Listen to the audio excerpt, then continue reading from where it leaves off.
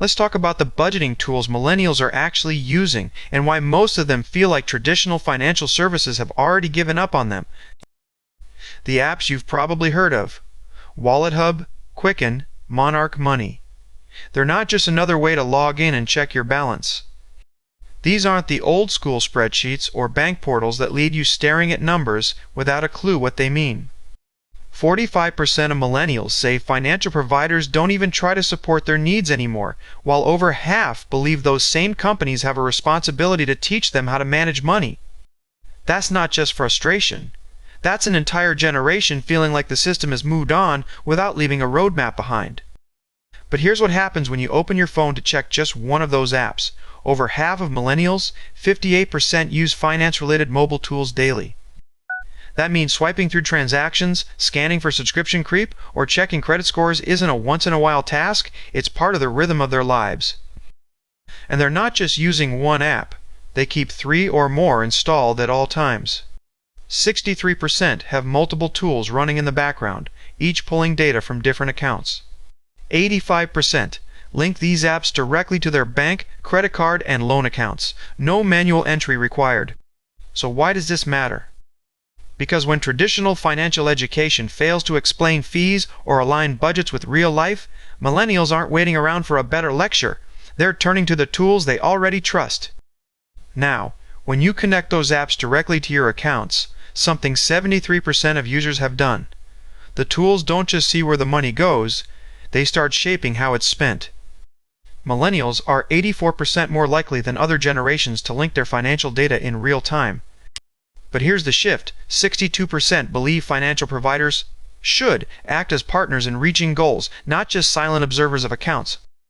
They don't want generic advice. They want tools that adapt to their lifestyle, whether it's shared budgets with roommates or forecasting irregular expenses before they happen. And when privacy isn't the priority, 41% would rather share more data for personalized guidance than keep it locked away. That's a generation already using digital tools daily and willing to trade convenience for insight. 72% of all consumers now prefer managing finances online or through mobile apps, but among millennials, that preference is even stronger: 85%.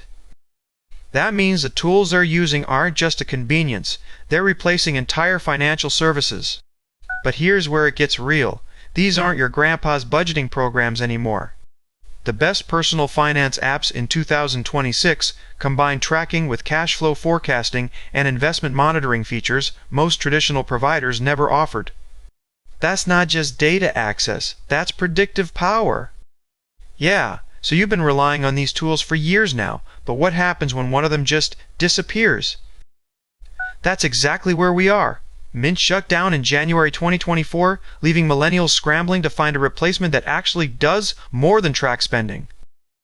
And here's the kicker: most budgeting apps aren't passive anymore.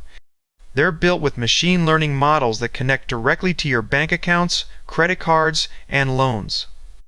Every transaction you make isn't just recorded, it's automatically categorized, so you don't have to label each coffee run manually. But what makes this even more powerful? These same AI systems refine their accuracy over time. Each time you correct a mislabeled purchase or adjust a category, the model learns and adapts. It's not just about fixing errors. It's about predicting where your money will go next month before you've spent it. Now, here's why this matters to you in 2024. 98% of millennials use mobile banking apps for tasks like budgeting or checking credit scores, and with Mint gone, the demand for apps that combine tracking and forecasting has never been higher. I get why you're frustrated. Traditional financial advice feels like it's written in another language, and now even the apps are leaving you stranded. That's what over 90 million millennials will face soon when they hit their prime spending years, according to the U.S. Bureau of Labor Statistics. And here's where it starts to make sense. Millennials command $1.4 trillion in annual spending power, but they have a deep distrust of traditional financial institutions, so much so that 83% don't think they'll ever retire because their paychecks won't stretch far enough to cover basic needs. The pandemic didn't help either. Nearly 1/3 took money out of retirement accounts or borrowed just to stay afloat. That's why Quicken Simplifi stands apart.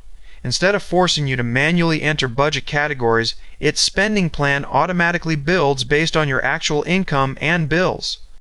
And most importantly, it projects account balances up to a year in advance, so you see where you're headed, not just where you've been. And that's not all. When these same apps project retirement balances into daily spending insights, millennials finally get guidance tailored to their goals instead of some generic advice they've ignored for years.